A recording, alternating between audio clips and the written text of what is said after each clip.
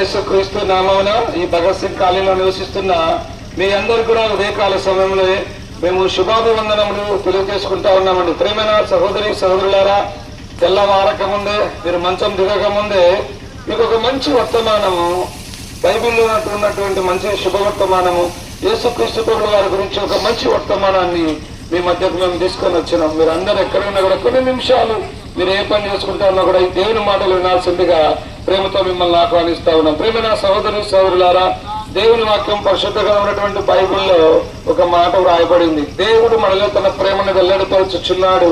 అది ఎట్లనగా, మనం ఇంకనూ పాపులమై ఉండగా క్రీస్తు మన పాపము నిమిత్తం మృతి పొందెను, సమాధి చేయబడను, లేఖనముల ప్రకారం 3వ దినాన తిరిగి లేచున్నాడు అనే మాట వ్రాయబడింది. అవునండి, దేవుడు ఎంతగానో మనల్ని అందరినీ కూడా ప్రేమిస్తా ఉన్నాడు. ఉదయకాల సమయంలో మీకు నెమ్మది ఇవ్వాలని, మీకు శాంతిని ఇవ్వాలని, మీకు సమాధానం ఇవ్వాలని, మీ జీవితంలో తోడుగా ఉండాలని, మీకు పాప క్షమాపణ ఇవ్వాలని, మిమ్మల్ని ఆశీర్వదించాలని ఉదయకాల సమయంలో ఈ రక్షణ సువార్తను యేసు ప్రభుల వారు మీ వీధికి, మీ ఇంటి ముందుకు తీసుకొని వచ్చినాడు.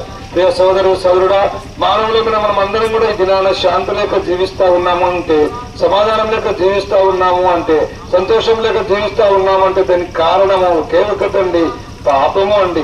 పాపము అనగా ఏంటి అని మీరు అనుకోవచ్చు.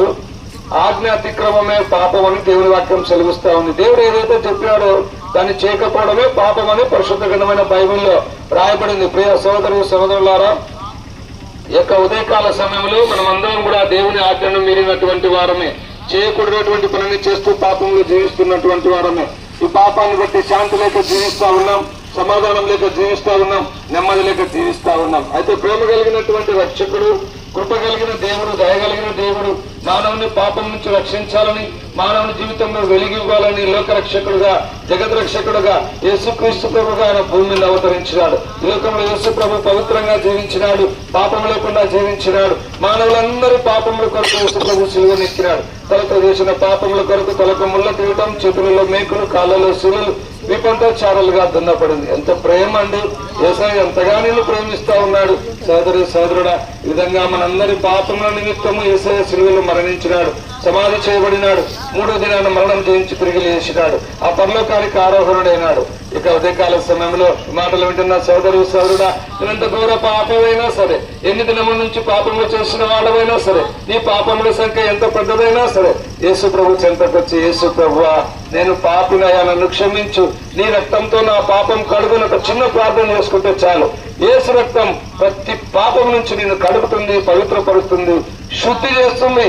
ఈ లోకంలో నీకు నెమ్మది, శాంతి, సమాధానం. ఈ లోకం విడిస్తే పరలోక రాజ్యంలో దేవునితో కూడా నువ్వు ఉంటావు. అలాగే నువ్వు ఉండాలన్నదే దేవుని యొక్క నిత్యమైనటువంటి సంకల్పం. అందుకొనకే ఈ శుభవర్తమానం దేవుడు నీకు వినిపిస్తున్నాడు. ఆ విధంగా కాక పాప జీవితంలో నువ్వు కొనసాగితే నిత్య నరకం, అగ్నిగుండం, పాతాళం ఎవ్వరు తప్పించలేరు, ఎవ్వరు విడిపించలేరు. ఈ మాటలు వింటున్న సోదరు సోదరుడా, ఇప్పుడే యేసు ప్రభుని సంతోషకరంగా అంగీకరించి నువ్వు పాపం నుంచి విడుదల పొందాలని ప్రేమతో మేము మిమ్మల్ని ఆహ్వానిస్తాం.